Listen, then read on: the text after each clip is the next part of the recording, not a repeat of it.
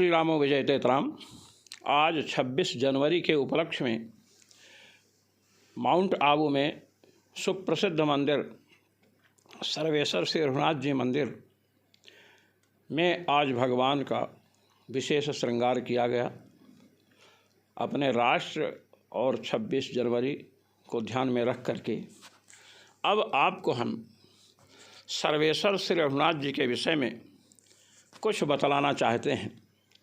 सर्वेश्वर श्री रघुनाथ जी महाराज पहले ऋषियों के द्वारा सेवित थे। एक महर्षि थे जिनका नाम था मिलिंद, और उनके पुत्र परंपरा से प्राप्त रघुनाथ जी को सामने रख करके, उनके सामने बैठ करके उनकी अर्चना पूजन इत्यादि करते थे। इस प्रकार दीर्घकाल से ऋषियों के द्वारा सेवित सर्वेश्वर श्री रघुनाथ जी महाराज आज से लगभग 700 वर्ष पूर्व, जब कबीर जैसे महामनीषियों के सद्गुरुदेव श्री स्वामी रामानंदाचार्य जी महाराज माउंट आबू पधारे और उन्होंने नक्खी झील के समीप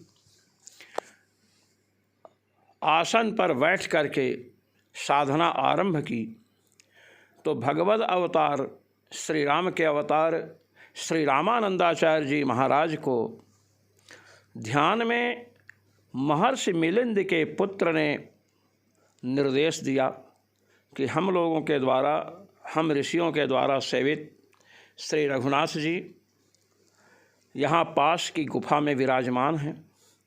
आप उनको सर्वजन सुलभ कराने का प्रयास करें और उनकी सेवा आरंभ करें।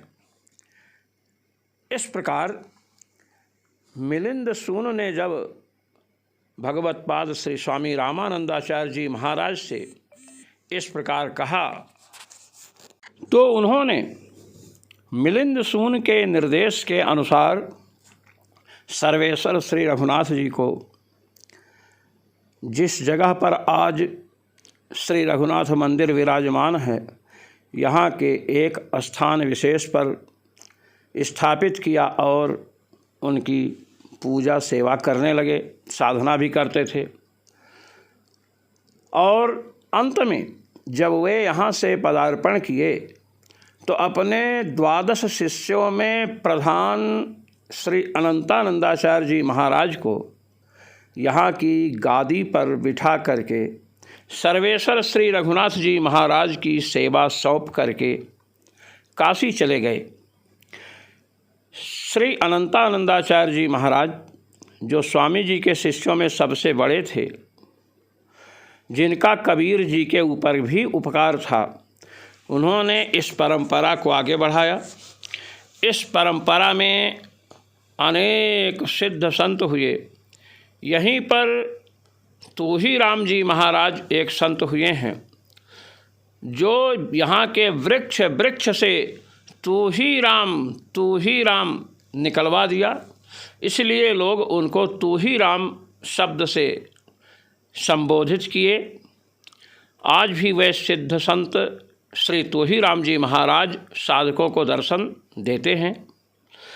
श्री प्रयागदास जी महाराज यहाँ की परंपरा में एक अद्भुत संत हुए, और उनके बाद जिसे आप देख रहे हैं, ये श्री दामोदर दास जी महाराज परमहंस थे।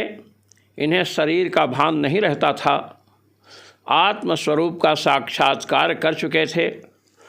इन्होंने इस आश्रम को विकसित किया। इसके पश्चात इनके परम शिष्य श्री स्वामी राम शोभादास जी महाराज हुए, जो हनुमान जी महाराज के उत्कृष्ट उपासक थे। हनुमान जी महाराज उन्हें सिद्ध थे। उनकी कृपा से उन्होंने आश्रम को एक वृहद रूप दिया, और यह आश्रम समग्र भारत में आज प्रसिद्ध है। यहाँ पर श्री स्वामी राम शोभादास जी महाराज के बाद श्री त्रिभुवन दास जी शास्त्री जी महाराज हुए, जिनकी लेखनी बड़ी ओजस्विनी थी। उसके बाद श्री अवधेश दास जी महाराज रामायणी हुए, और उसके बाद श्री सिया वल्लभ दास जी महाराज हुए। जो औषधियों के ज्ञाता थे। इसके पश्चात 2019 में 2 नवंबर को मुझ आचार्य सिया रामदास नैयायिक को यहाँ की गद्दी पर श्री तिलक लगा करके प्रतिष्ठित किया गया। इस प्रकार यह परंपरा चल रही है। यहाँ से श्रीमद् वाल्मीकि रामायण की पूरी कथा यूट्यूब पर दी जा चुकी है और इस समय ब्रह्मसूत्र का आनंद भाष्य विस्तृत व्याख्यान के रूप में चल रहा है। इसके लगभग 216 वीडियो यूट्यूब पर दिए जा चुके हैं। इस प्रकार यह आश्रम दैनंदिन दिनों दिन उन्नति के पथ पर अग्रसर हो रहा है। यहाँ पाटोत्सव अभी 5, 6, 7 मार्च 2022 को मनाया जाएगा। उसके लिए अभी से तैयारियां चल रही हैं। इसलिए हम आप सबको यहाँ का संक्षिप्त परिचय दिए। ये सामने बाल वाहिनी के सदस्य खड़े हैं। इन्होंने आज गुब्बारा इत्यादि लगाने में पूर्ण सहयोग दिया। इस प्रकार ये श्री दामोदर दास जी महाराज हैं जो नग्नावस्था में रहते थे। इनके बगल में श्री स्वामी राम शोभा दास जी महाराज खड़े हुए हैं। इनके विषय में मैं पहले आपसे बतला चुका हूँ। इस प्रकार यह आश्रम भारत के लोगों के लिए अनेक प्रकार के अध्यात्म चिंतन और विचारों को प्रेषित करता रहता है। आप सर्वेश्वर श्री रघुनाथ जी महाराज का दर्शन कर रहे हैं। ये सालग्राम विग्रह हैं। इनके चरणों में कोटि कोटि नमन। आपको सादर सप्रेम जय श्री राम और 26 जनवरी की शुभकामनाएं।